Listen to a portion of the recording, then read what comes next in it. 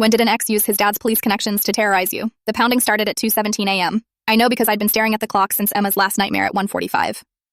"Mommy, the police are back!" Emma screamed from her room before I could even get out of bed. I stumbled to the front door in my pajamas while 2 officers shined flashlights through my living room windows. A 3rd officer was already at my back door. I could see his silhouette through the kitchen curtains. "Ma'am, we need to make visual confirmation of your child," the officer at my front door said through the glass. "We received a call about a child in distress." I opened the door with Emma clinging to my leg, sobbing so hard she was hiccuping. She was wearing her favorite unicorn pajamas, the ones she'd picked out for her 4th birthday last month. Now they were soaked with tears and snot. "This is the 3rd time this week," I said. "My daughter was sleeping. You can see she's fine." And the officer shifted his weight and wouldn't meet my eyes. "We're required to make visual confirmation of the child and the home environment. May we come in?" I wanted to scream. I wanted to slam the door, but I knew that would just become another mark against me in whatever file they were building. So I stepped aside and let them walk through my house at 2 a.m. while my daughter shook against my leg. Mrs. Chen was watching from her window again. She'd been my neighbor for 3 years, and in the last 8 months, she'd seen more police at my door than most people see in a lifetime. After they left, I sat at my kitchen table while Emma finally fell asleep on the couch at 4 a.m. I pulled out the journal I'd been keeping since this started. My lawyer said to document everything. I counted them. 47 welfare checks in 8 months. All since the custody ruling that gave me primary custody and Noah only weekends. The pattern was right there in my shaking handwriting. Every single check happened between 11 p.m. and 3 a.m.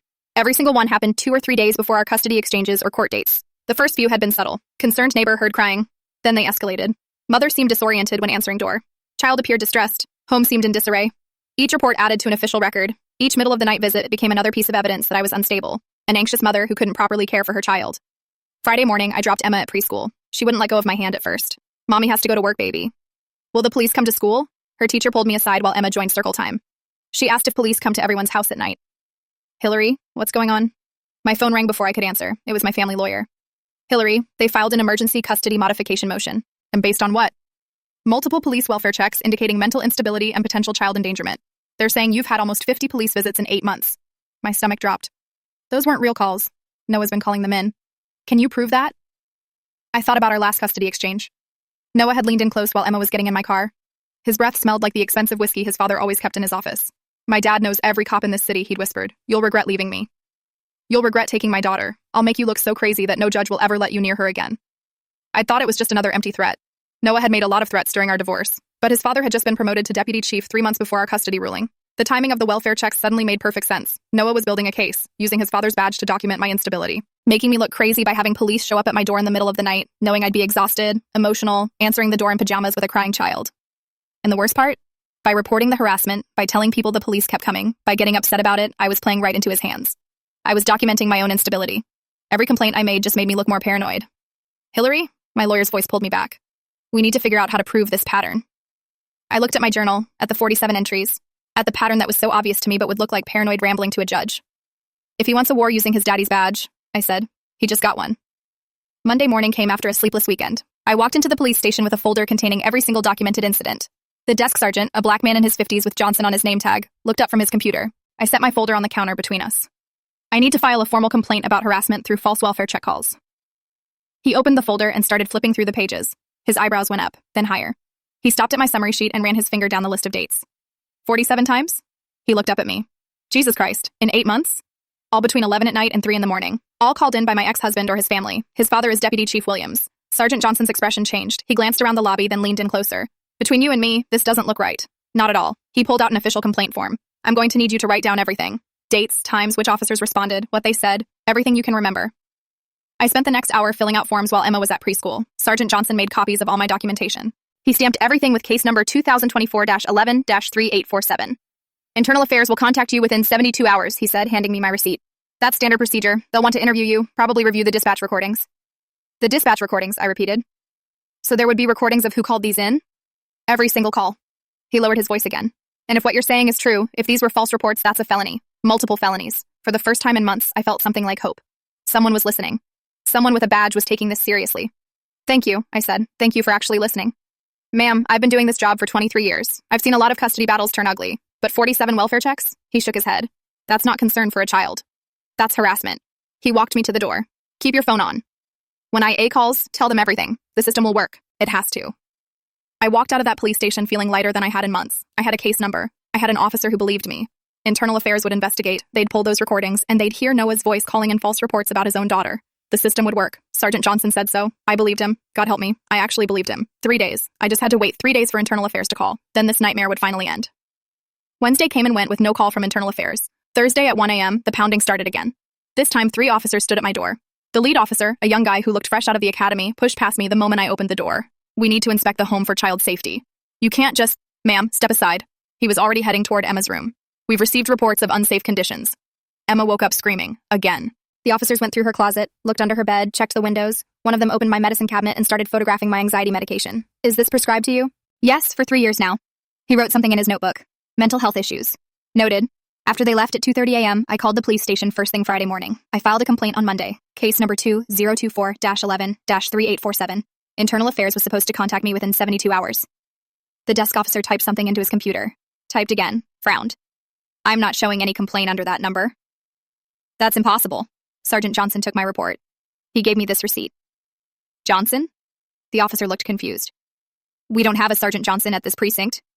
My stomach dropped. He was here Monday. Older black man, been on the force 23 years. Oh, you mean Sergeant Jackson. He was transferred to the North Precinct on Tuesday. Transferred? 2 days after taking my complaint?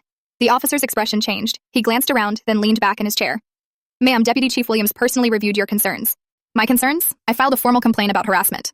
According to the Deputy Chief's review, all welfare checks at your residence have been justified based on legitimate safety concerns. There's no basis for an internal affairs investigation. I felt the floor shift under my feet. He can't just make a complaint disappear. I don't know what to tell you. The officer wouldn't meet my eyes.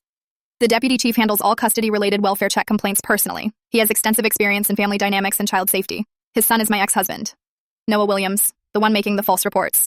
The officer's face went blank, professional, cold. If you'd like to file a new complaint, you're welcome to do so, though it would go through the same review process. Through Deputy Chief Williams. That's correct. I stood there for a moment, understanding exactly what had happened. Noah's father had killed my complaint, transferred the one officer who tried to help me, and now everyone in that building knew not to cross the deputy chief over his son's ex-wife. Is there anything else? The officer asked. I wanted to scream. I wanted to demand to speak to someone above Williams, but I could see it in the officer's face. The conversation was over. The system that Sergeant Johnson promised would work, it belonged to Noah's father. I walked out of that police station with my useless receipt crumpled in my fist. 3 days ago, I'd had hope. Now I understood the truth. The cops, the welfare checks, the entire system. Noah owned it all through his daddy's badge. That night, they came for me like they were hunting a fugitive. The first knock came at 11 p.m. 2 officers this time, different faces, same script. We need to verify the child safety, ma'am. Emma had just fallen asleep after crying for an hour about the morning visit. I carried her to the door so they could see her sleeping in my arms. They still insisted on walking through every room, checking closets, looking in cabinets, 20 minutes of my daughter whimpering while strangers invaded our home. They left at 11:35 p.m. At 1:15 a.m., the pounding started again. 3 officers now, and a woman in business clothes holding a clipboard. I'm from Child Protective Services, she said, pushing past me before I could respond. We've received concerning reports about the welfare of the minor child in this home. It's 1 a.m. My daughter is sleeping. Then this won't take long. She was already walking toward Emma's room. Emma woke up screaming when the woman turned on the overhead light. Not crying. Screaming. The kind of screams that come from pure terror. She pressed herself into the corner of her bed, pulling her unicorn stuffed animal against her chest. Sweetie, I just need to ask you some questions, the CPS worker said. No, Mommy, make them leave. The woman turned to me. Why is she so afraid of authority figures? Because you people keep showing up in the middle of the night. She's 4 years old.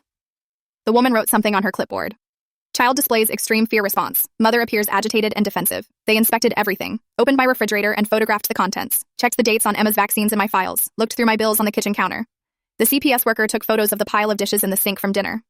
Home appears disorganized, she said while writing. It's 1 a.m. We had spaghetti for dinner. Those are dinner dishes. Mother making excuses for poor housekeeping. They left at 2:45 a.m. I'd just gotten Emma back to sleep on the couch with me when the third round started. 3:30 a.m. 4 officers this time. Ma'am, we've received a report that you've threatened self-harm. What? No, I haven't. The caller said you told someone you wanted to hurt yourself. We need to do a welfare check on you. I haven't talked to anyone. I've been trying to get my daughter back to sleep after your colleagues terrorized her twice tonight. The lead officer looked at his partner.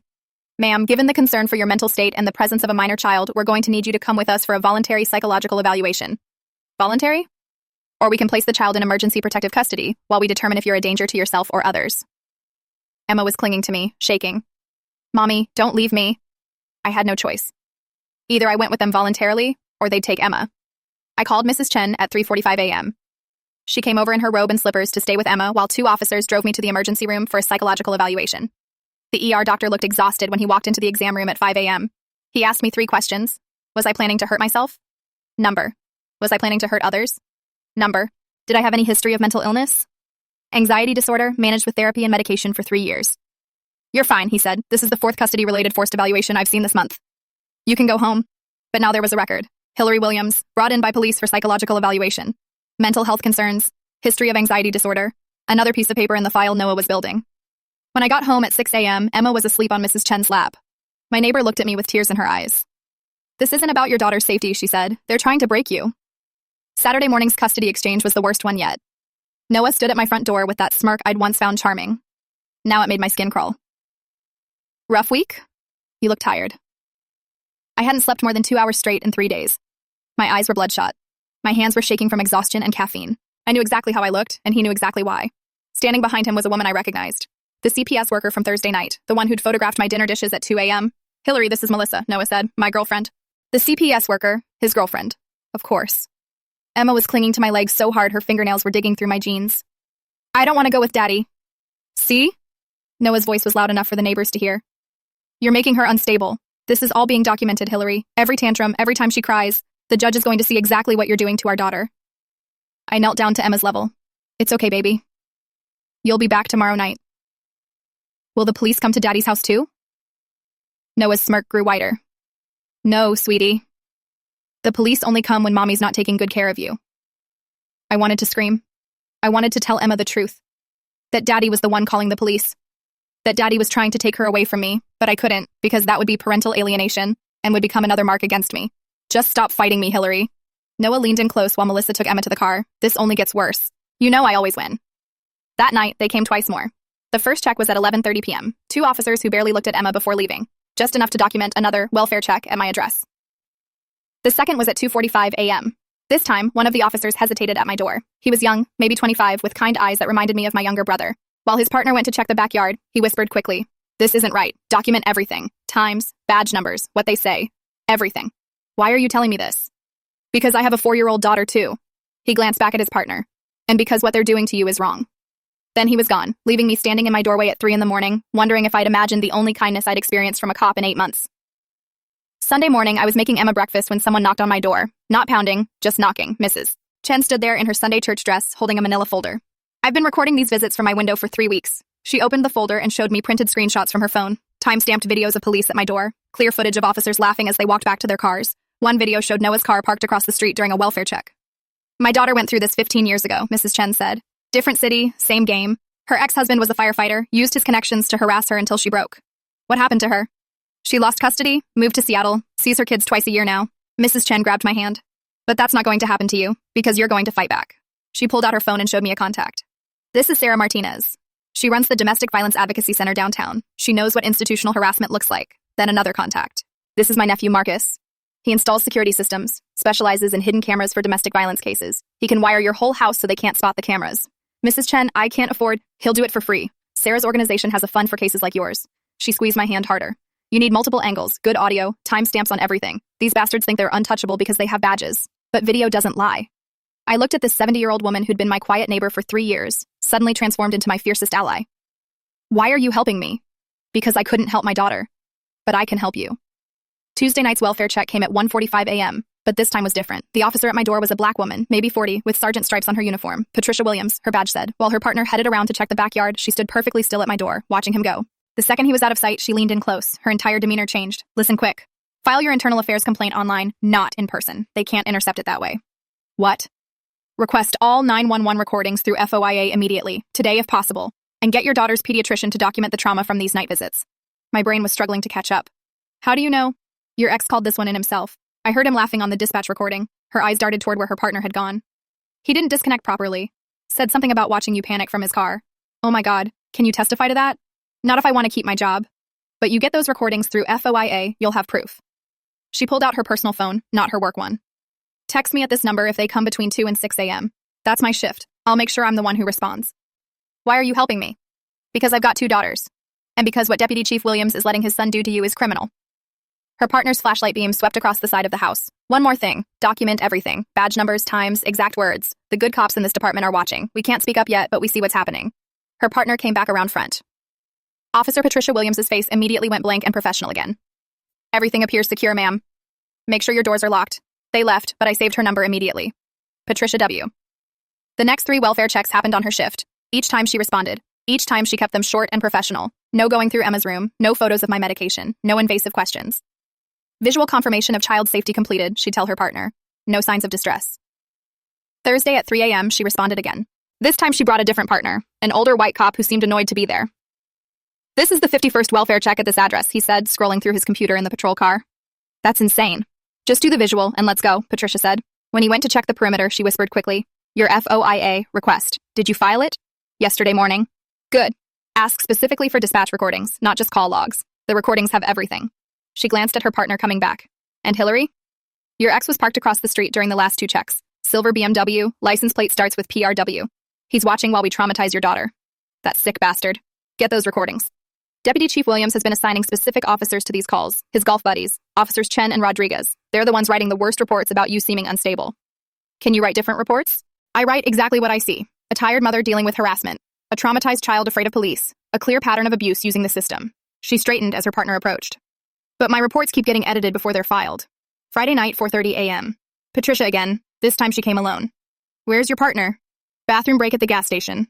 She handed me a business card.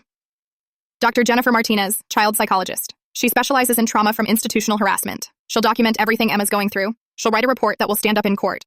I can't afford. She does pro bono work for cases like yours. Call her tomorrow. Patricia looked around my living room at Emma asleep on the couch because she was too scared to sleep in her own room anymore. How many times this week?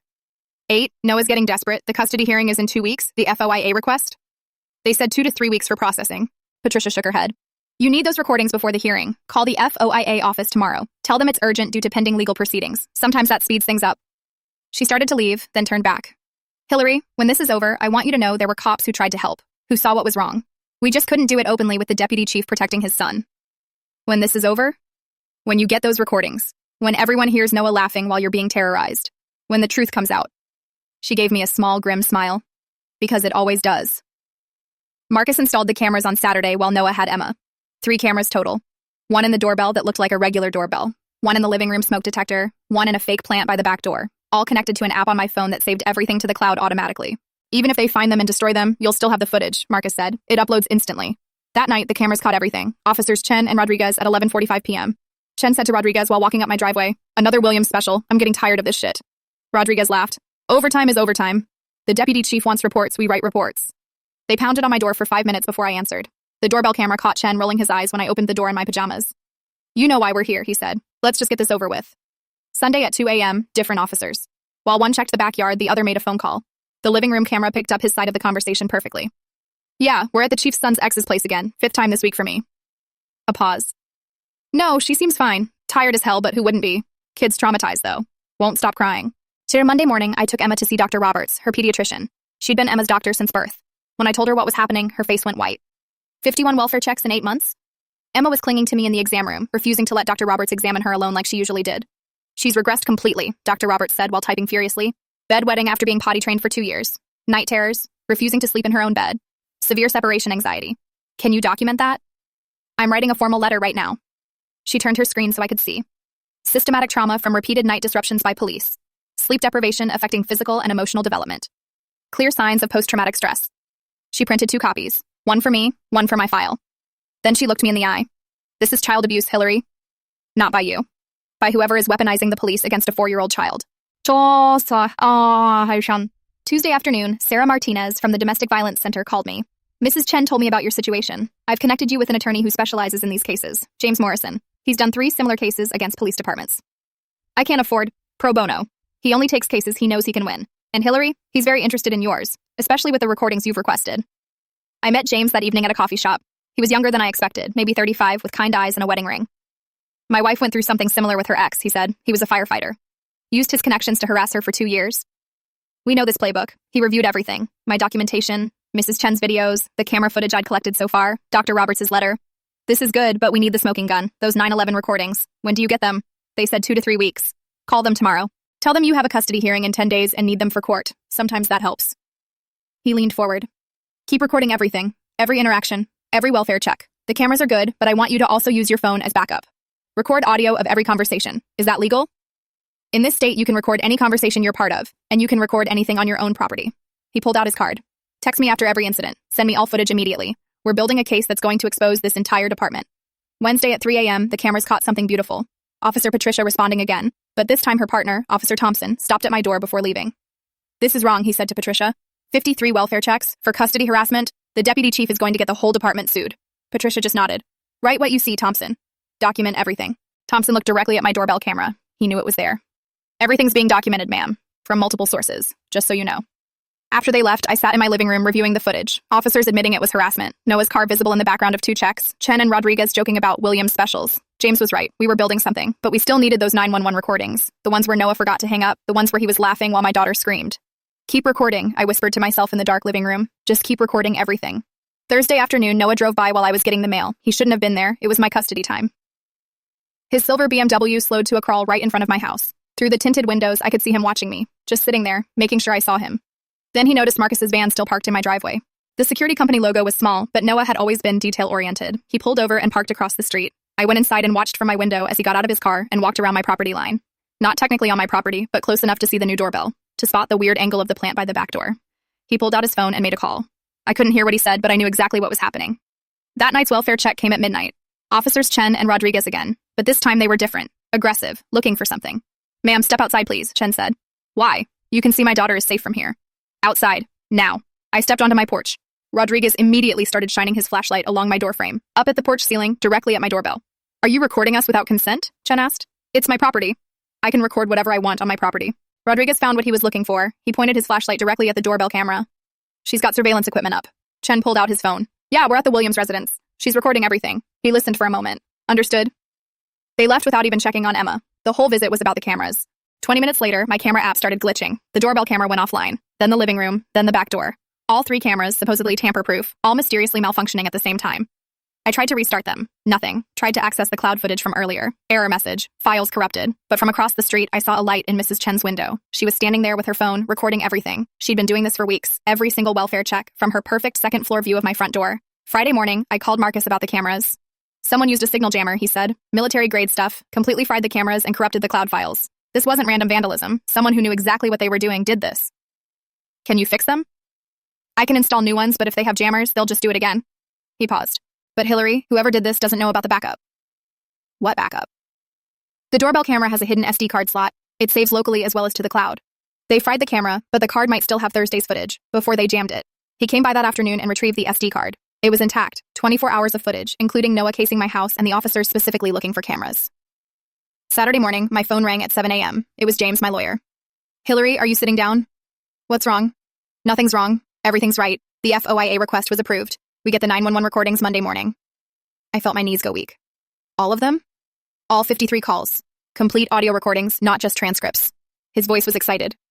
"Hillary, if even one of these recordings has what Officer Williams said she heard, Noah laughing, talking about watching you, we've got them. We've got them all. Monday, 2 days before the custody hearing. I'll have my assistant pick them up the moment the office opens. We'll review them immediately." He paused. "Hillary, keep Emma close this weekend. Once Noah finds out we have those recordings, things might escalate." I looked at Emma, eating cereal at the kitchen table, humming to herself for the first time in weeks. How much worse can it get? A cornered animal is the most dangerous, and Noah's about to realize he's cornered. I hung up and walked over to Emma, kissing the top of her head. 2 more days, then we'd have the proof. Noah's own voice, laughing while my baby screamed in terror. Proof that even Deputy Chief Williams couldn't make disappear. Monday morning never came for me. Sunday night at 11 p.m., someone knocked on my door. Not the usual police pounding, just a regular knock. I opened it to find a woman in a CPS jacket holding a thick folder.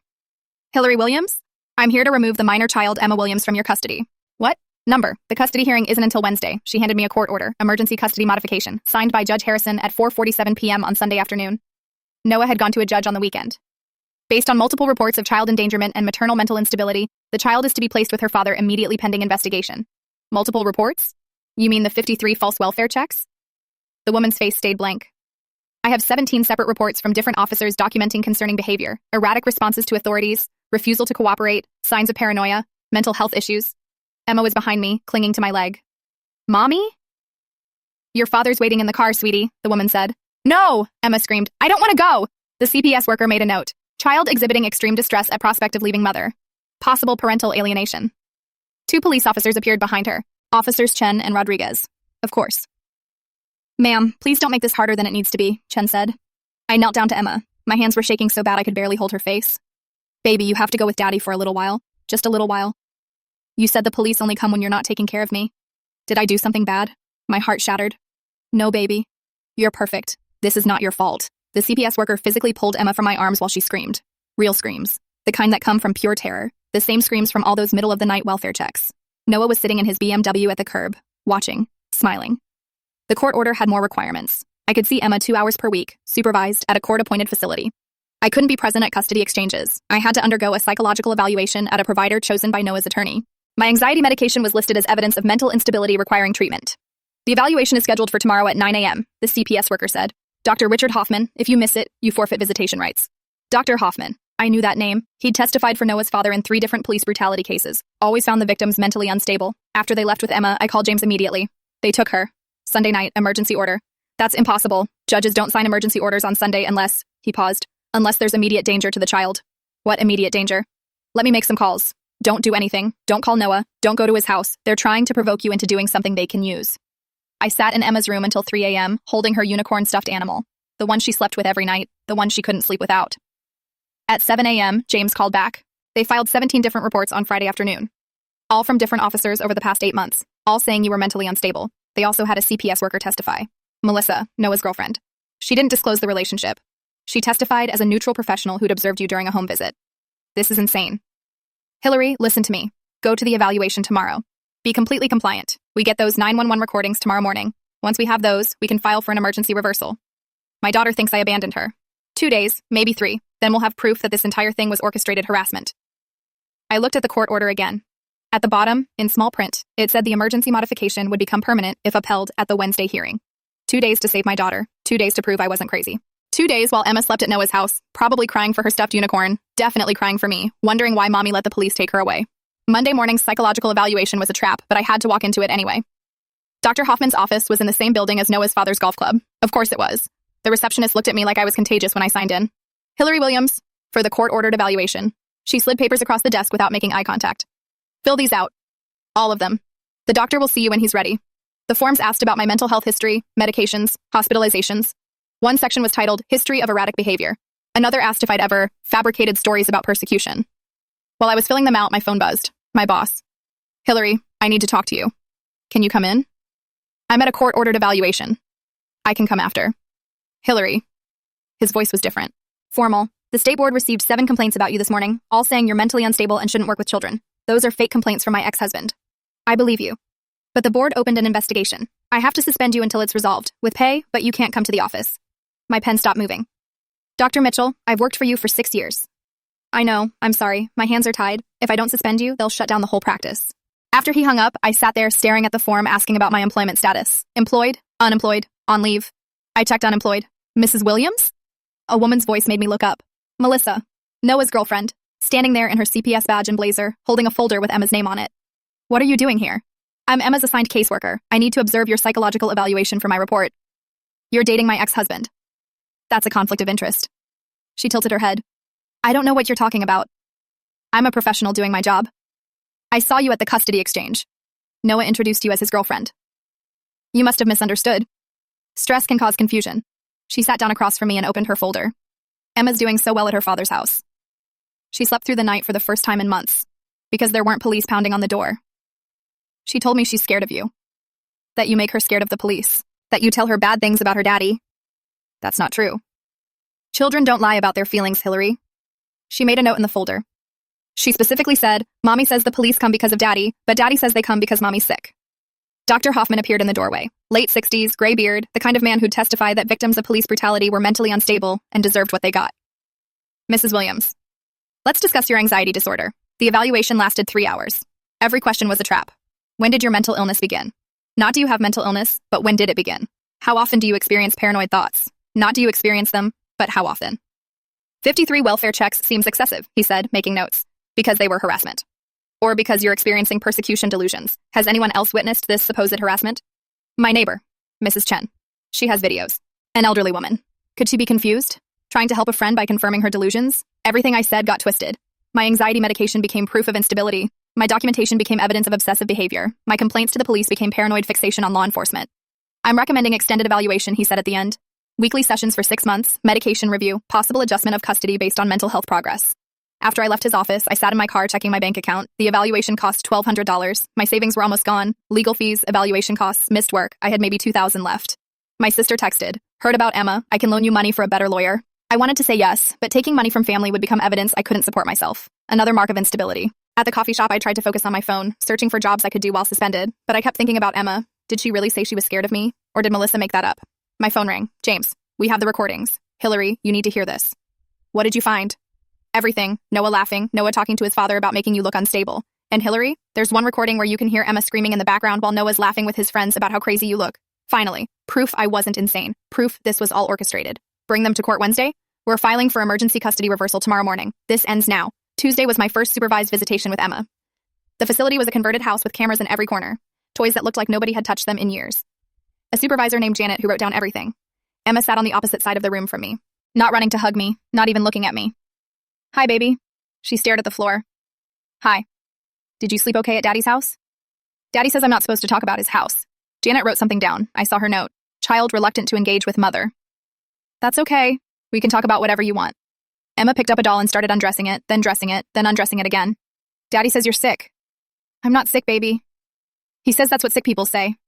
She still wouldn't look at me. "He says the police come because you need help but won't get it." "Emma, you know that's not—" "Daddy says I can't tell secrets." Her voice was robotic, rehearsed. "He says if I tell secrets, you might go away forever." Janet's pen moved faster. Child expressing fear of abandonment. "What secrets, baby?" Emma finally looked at me. Her eyes were dead. The spark that used to be there was gone.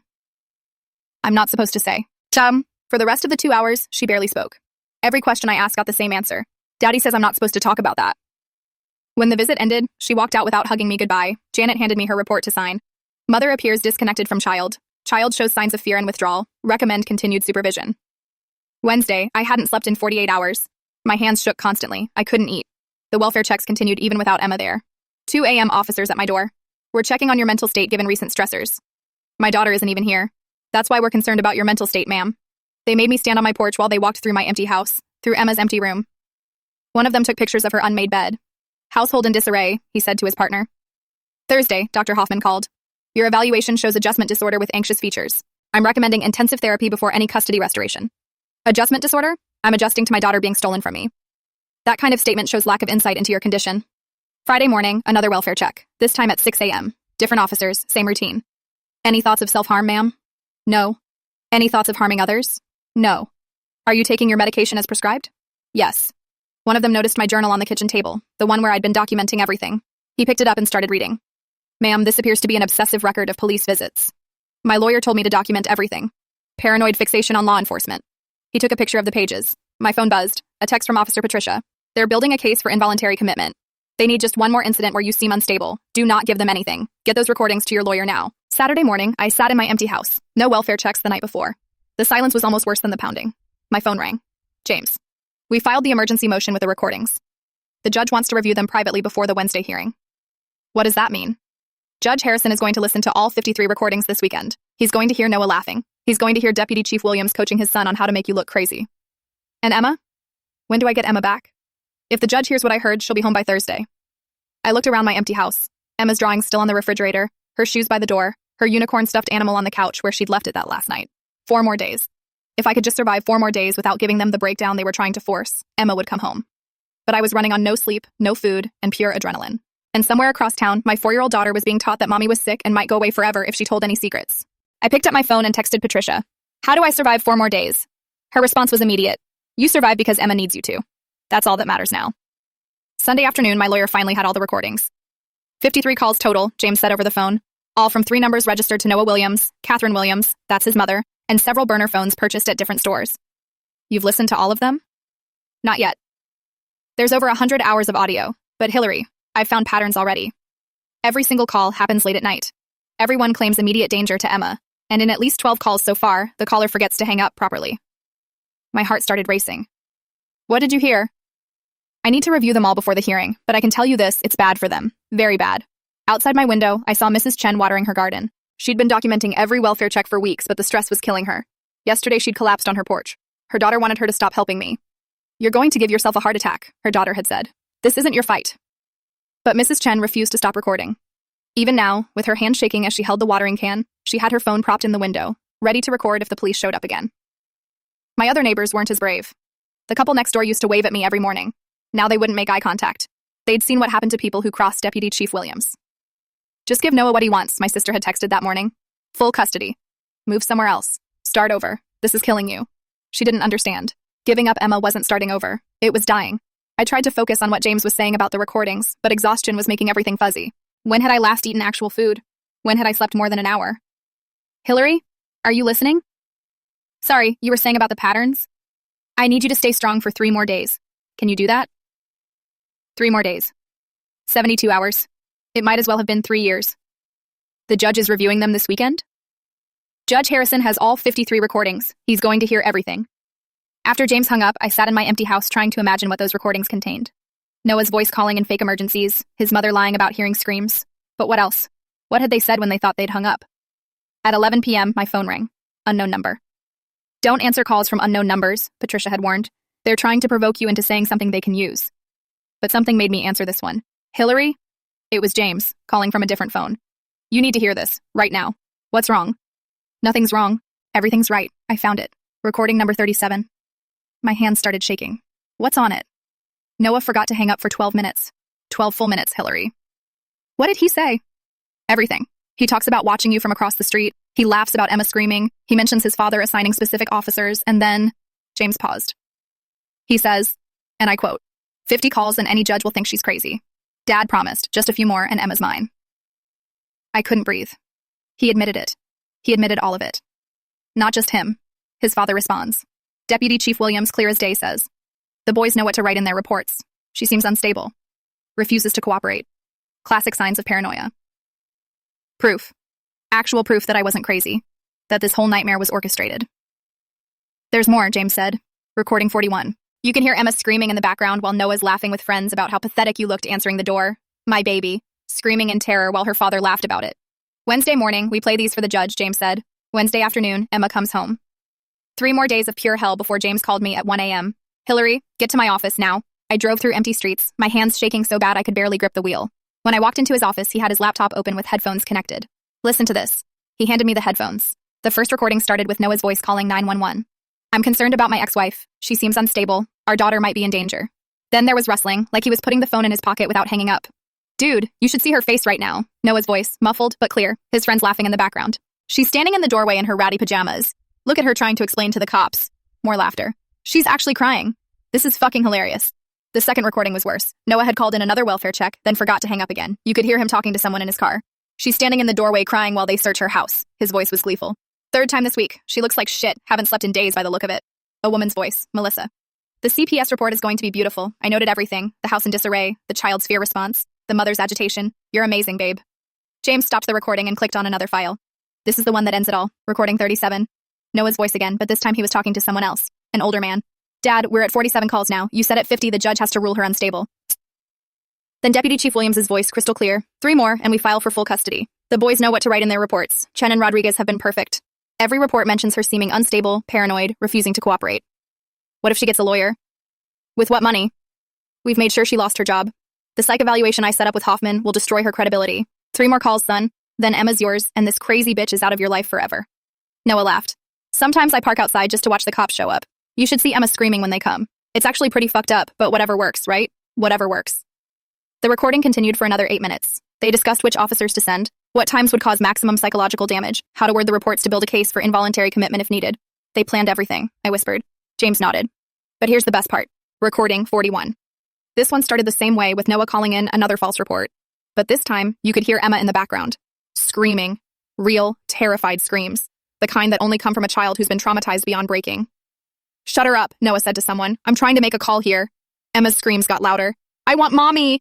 Please, I want my mommy! Daddy's trying to help mommy get better, Noah said, his voice fake sweet. The police are helping mommy. No, they make mommy cry. Please, daddy, no more police. Then Noah laughed. Actually laughed while his daughter sobbed in terror. Jesus Christ, James said. I've been doing this 15 years. I've never heard anything like this. He pulled out a flash drive and handed it to me. Copies of everything. The judge gets the originals tomorrow morning at 8 a.m. Emergency hearing is at 10. Will the judge actually listen to them? Hillary, when Judge Harrison hears a deputy chief and his son conspiring to use the police department to torture a 4-year-old child, Noah's going to jail. His father's going to jail. and Emma's coming home. I held that flash drive like it was made of gold. 53 recordings, but only 3 that mattered. 3 where they forgot to hang up. 3 where they admitted everything. What do I do until tomorrow? Go home. Try to sleep. Don't answer any calls. Don't open the door for anyone. In 9 hours, this nightmare ends. Tuesday morning, I didn't sleep at all after leaving James's office. At 8 a.m., James filed the emergency motion with all 53 recordings attached. Judge Harrison cleared his morning schedule to review them in chambers. At 9:15 a.m., my phone rang. James. The judge listened to all 3 recordings where Noah forgot to hang up. He's issuing arrest warrants. Emergency custody hearing is set for 2 p.m. today instead of tomorrow. Today? Hillary, the judge was horrified. He said in 20 years on the bench, he's never heard anything like this. He's calling in the FBI to investigate the entire police department. At 10:30 a.m., I was making coffee with shaking hands when I saw the police cars through my window. 3 of them. But this time they weren't at my door. They were across the street, at Noah's house. I watched them walk Noah out in handcuffs. He was still in his pajamas. His mother was on the lawn screaming at the officers. Then I saw who was leading the arrest. Officer Patricia Williams. She looked across the street and gave me the smallest nod. My phone buzzed. Unknown number. Hillary, this is Principal Morrison at Emma's school. There's a woman here with a custody order saying Emma needs to come with you immediately. I'll be right there. I drove to Emma's preschool so fast I don't remember the trip. When I walked into the office, Emma was sitting in a chair, clutching her backpack. She looked so small. Mommy? Hi, baby. She didn't move, just stared at me like I might disappear. It's okay. You're coming home with me. Forever? Forever. She ran into my arms so hard she knocked me backward. We both fell onto the floor of the principal's office, crying and holding each other. Daddy said you were sick. He said you were going away forever because you were too sick to take care of me. I'm not sick, baby. I'm not going anywhere. He said the police come because you're dangerous. That's not true. None of it was true.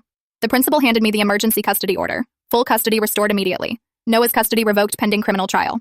We walked out to the parking lot, still clinging to each other. Emma wouldn't let go of my hand even to get in her car seat. I had to climb into the back seat with her and buckle her while she held on to me. Are we really going home? She whispered. We're really going home. Will the police come tonight? No, baby. No more police. As we drove away, my phone kept buzzing. Texts from James with updates. Deputy Chief Williams in federal custody.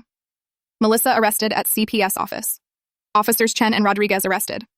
DOJ taking over entire investigation. When we got home, Mrs. Chen was standing in her driveway with tears streaming down her face. She'd seen the arrests. She knew it was over. Emma was afraid to go inside at first.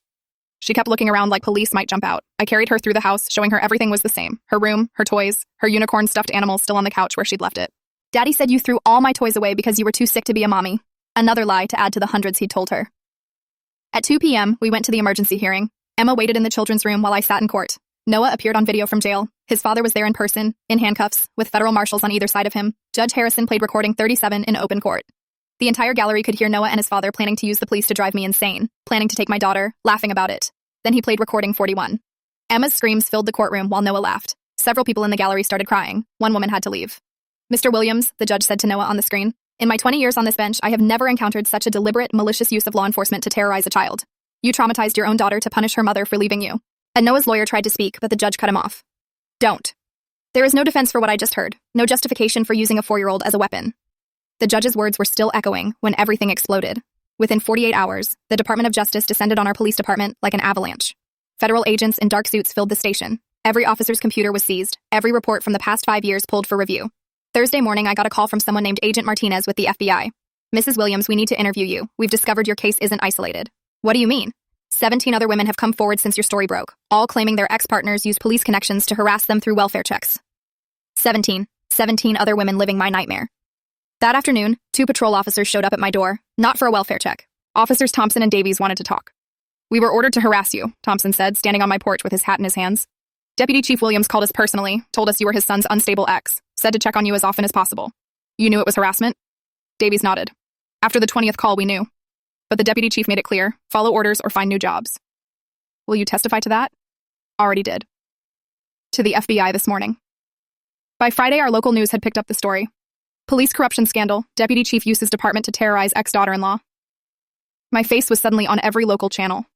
The doorbell camera footage of officers laughing about Williams' specials went viral. Reporters camped outside my house. Emma couldn't play in the yard without cameras appearing. One reporter tried to interview her through the fence. Emma, how did it feel when police came to your house? I scooped her up and ran inside, but she was already crying. Why are all these people here, Mommy? They want to tell our story so this doesn't happen to other little girls. I don't want to tell the story. I want them to go away. Saturday morning, my sister pulled up in her minivan. Pack bags. You're staying with me until this dies down. I can't run from my own house. Hillary, there are 20 reporters on your lawn. Emma can't even go outside. Come to my place for a few days. While I packed, my phone rang constantly. Reporters, producers, 3 different lawyers wanting to represent me in civil suits. A documentary filmmaker. Everyone wanted a piece of our story. One voicemail stood out. A woman named Sandra. Hi, Hillary. You don't know me, but Noah's father did this to me too. 5 years ago. My ex-husband was his golf buddy. 60 welfare checks in 6 months. I lost custody, lost my job, lost everything. Seeing your story on the news, knowing someone finally stopped him, I just wanted to say thank you. Then another from a woman named Rebecca.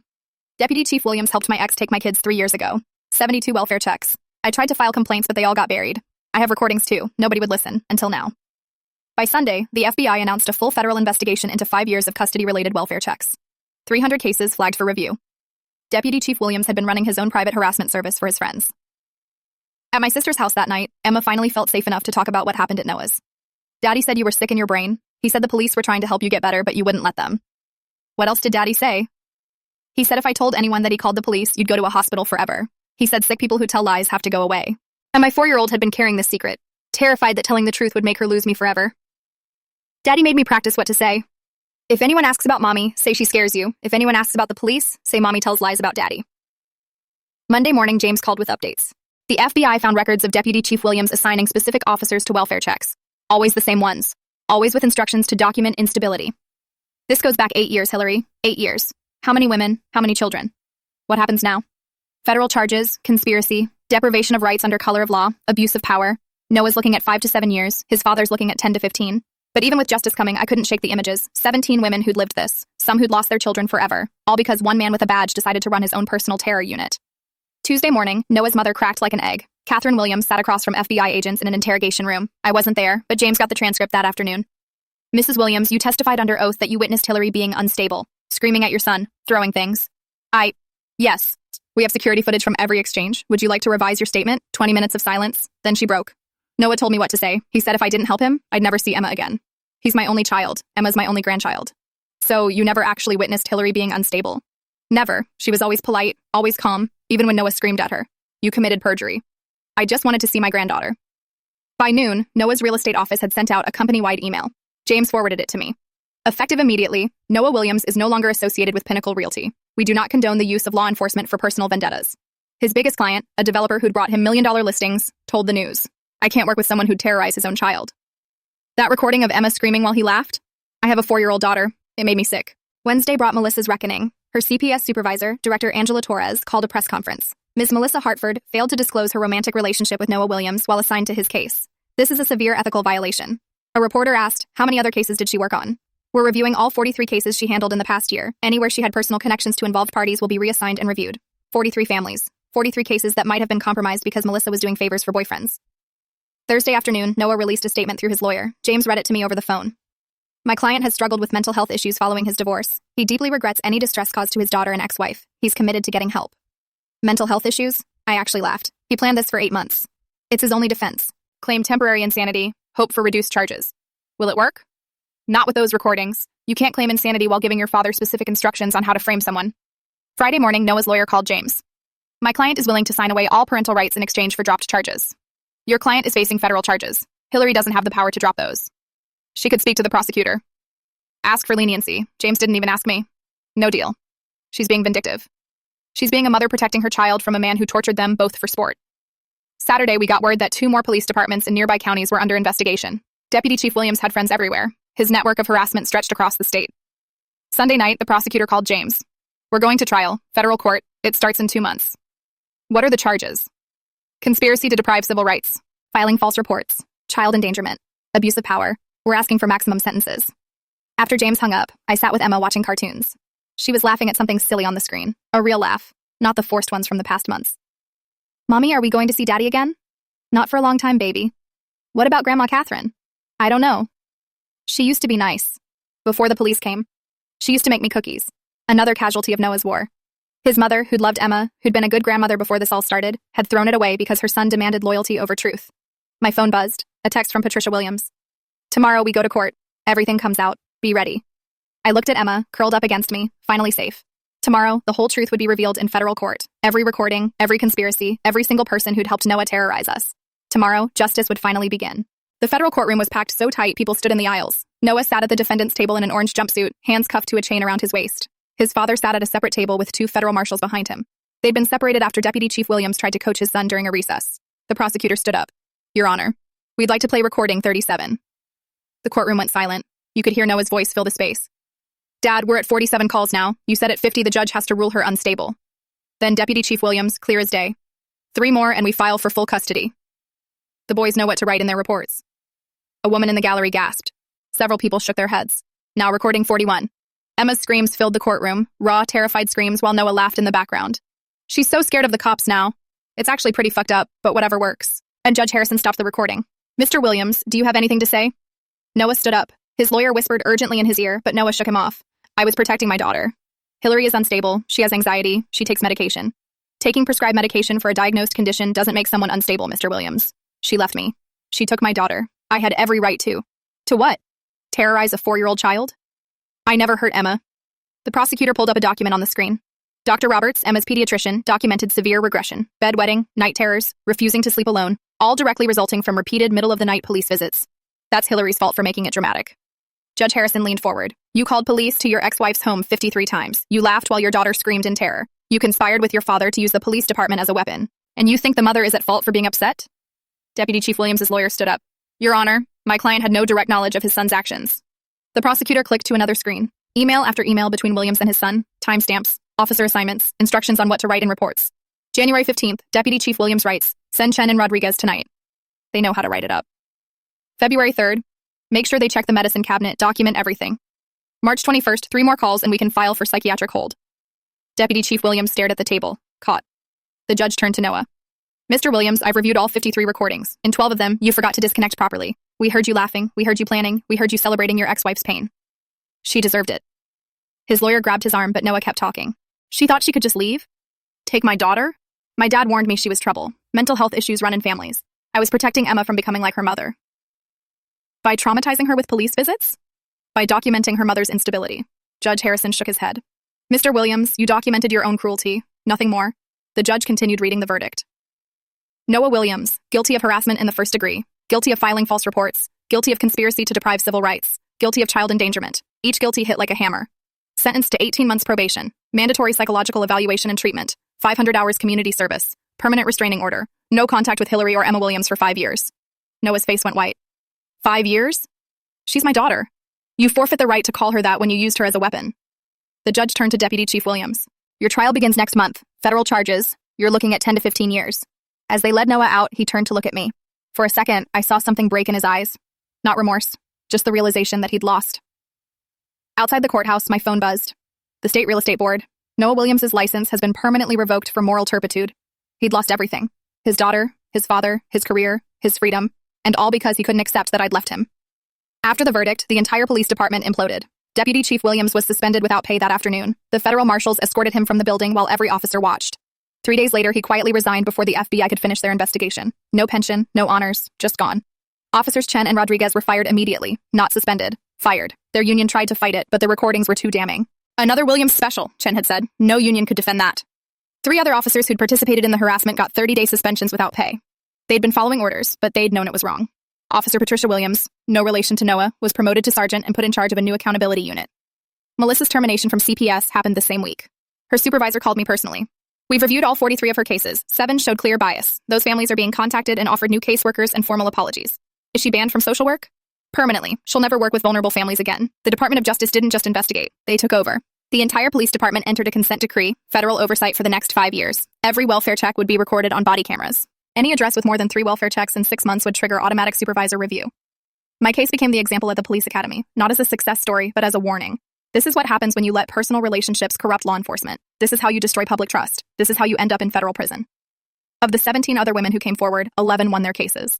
Sandra got her kids back after 5 years. Rebecca received a formal apology and her ex-husband lost his job at the fire department. Some got financial settlements, some just got vindication. The city's settlement with me was $127,000. It sounded like a lot until you subtracted the legal fees, the therapy bills, the lost wages. I walked away with about $30,000, enough to pay off my credit cards and put a deposit on a new apartment in a different neighborhood where nobody knew our story. James had wanted to push for more money. They tortured you for 8 months. You deserve millions. I got Emma back. That's all I wanted.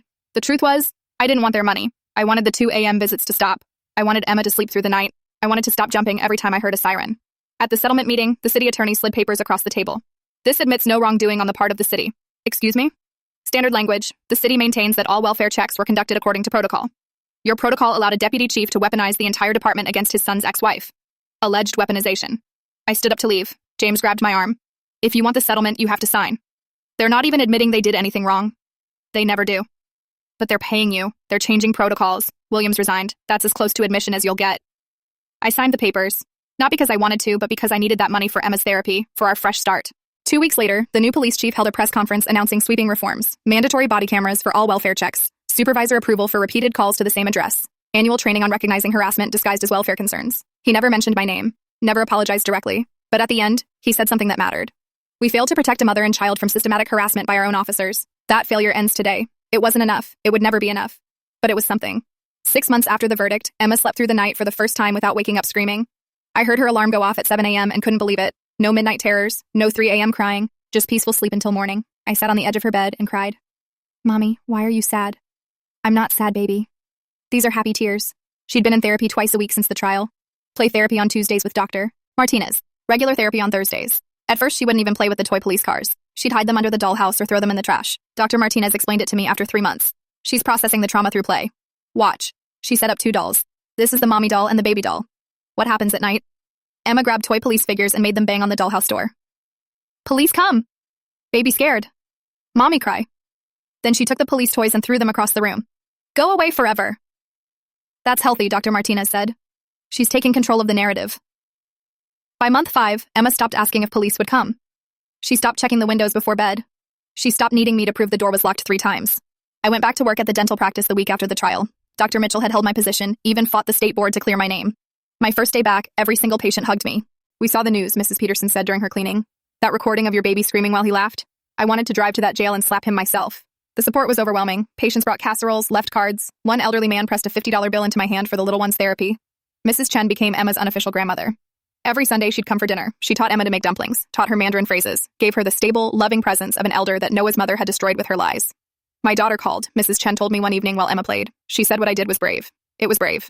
No, brave was you surviving it. I just held up a phone. Officer Patricia got promoted to sergeant after the trial. She was put in charge of a new unit specifically designed to identify and prevent institutional harassment. She called me once a month to check in. We've implemented your protocols, she told me. 3 visits to the same address triggers automatic review. Body cameras mandatory. And Hillary, we use your case in training. Every new officer has to listen to those recordings. Does it help? Last week, a rookie flagged a suspicious pattern. Ex-husband of a dispatcher calling in welfare checks on his kid. We shut it down after the second call. So yeah, it helps. I started the support group without planning to, just posted in a local Facebook group that I was having coffee Tuesday mornings if anyone wanted to talk about custody harassment. 4 women showed up the first week, then 7, then 12. Sandra came every week. 20 welfare checks in 3 months, she shared. I thought I was going insane. Rebecca brought court documents. 68 calls. My ex was a firefighter. They all protected each other. Maria cried through her entire first meeting. My ex is a sheriff's deputy. It's still happening. Last night was number 34. We helped Maria file complaints, taught her to document everything, connected her with James, who took her case pro bono. Within a month, her ex was under investigation. The group grew. Not just welfare check victims, women whose exes used CPS as weapons, who faced constant court motions, who dealt with institutional harassment. We met every Tuesday at the community center. Free childcare in the next room because we all had kids who'd been traumatized. One Tuesday, a new woman walked in. Catherine Williams, Noah's mother. The room went silent. I know I'm not welcome, she said, but I need to apologize to all of you. I helped my son terrorize Hillary. I lied to courts. I chose my son over an innocent child. She looked directly at me. I'm in therapy now. Learning about enabling, about accountability. I don't expect forgiveness. I just needed you to know that I know what I did was evil. She left before anyone could respond. Some of the women were angry she'd come, but I understood. She'd lost her son and granddaughter to her own choices. That was punishment enough. 1 year later, Noah filed for supervised visitation rights. He'd completed his probation, done his community service, finished his mandatory therapy. His lawyer argued he'd been a model citizen for 12 months. Judge Harrison reviewed the motion for exactly 3 minutes. Mr. Williams, your therapy reports indicate you still refuse to acknowledge the harm you caused. You describe your actions as protecting your daughter. You show no remorse, no accountability, no growth. Motion denied. Noah stood up so fast his chair fell over. She's my daughter.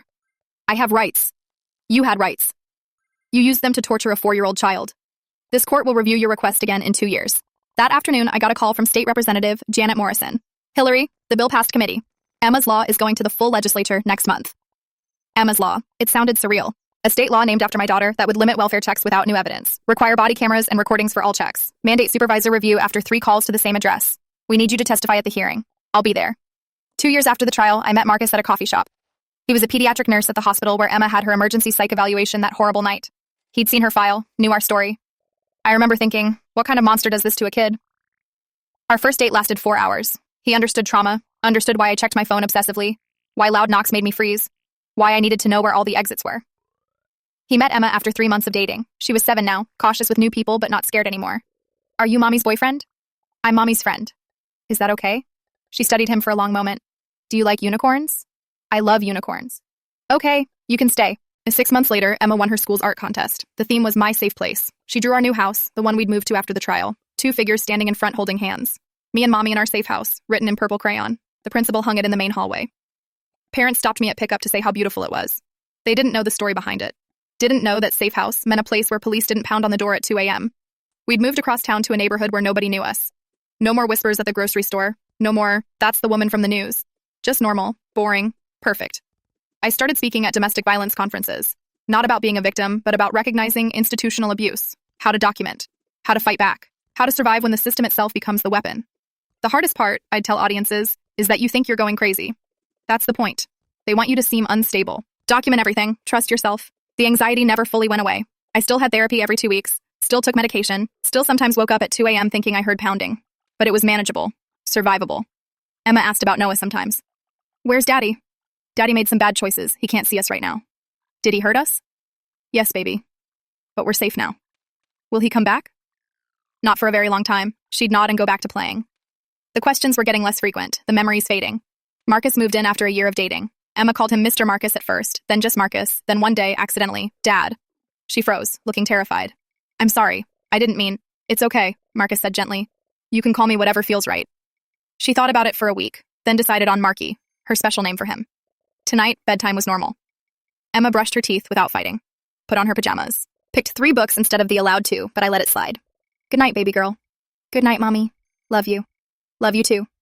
I stood in her doorway watching her sleep, peaceful, safe, not curled in a ball anymore, not clutching her stuffed unicorn like a shield, just sleeping. No more waiting for the knock at the door, no more welfare checks, no more terror, just a 7-year-old girl in unicorn pajamas, dreaming whatever 7-year-olds dream about. We'd survived, we'd won, we were free.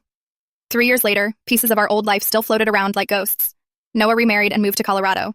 Every few months, a letter would arrive, no return address, but I knew his handwriting. I never opened them, just wrote return to sender and put them back in the mailbox. Marcus wanted me to get a restraining order, but the letters themselves weren't threatening, just manipulative, and I'd learned that giving Noah any reaction, even legal action, was feeding him. Deputy Chief Williams worked security for a casino now. Sergeant Patricia told me she'd seen him at a law enforcement conference, working the metal detectors. He'd aged 20 years and 3, never apologized, never admitted wrongdoing, just disappeared into the background like he'd never terrorized 17 women. The women from my support group had mixed endings. Sandra got her kids back and moved to Portland for a fresh start. Rebecca's ex-husband was convicted and served 8 months. Maria's case was still in court, but the welfare checks had stopped. We all survived. That was the victory. James took 3 more cases pro bono after mine, won all of them. One involved a police dispatcher using the system against his ex-wife. Pattern was identical to mine. 50+ welfare checks, CPS involvement, psychiatric evaluations. James had my case file as a template now. Patricia ran quarterly training at the police academy. She'd play the recording of Emma screaming while Noah laughed. Every single recruit cried. Good. They needed to understand what institutional abuse looked like from the inside. Mrs. Chen lived to see Emma start 2nd grade. She died peacefully in her sleep that October. At her funeral, I spoke about chosen family, about angels who appear when you need them most. Her daughter hugged me afterward and said she loved Emma like her own grandchild. We sold the old house to a young couple with twins. They painted it yellow and planted roses. Sometimes I drove by and felt nothing. It was just a house now, not a crime scene. I kept 1 camera in our new home. Hidden. Probably paranoid. Definitely unnecessary. But trauma doesn't end with justice. It becomes something you carry, like a scar that aches before storms. And sometimes that's enough. Being alive, being free, being boring and normal and safe. That's enough.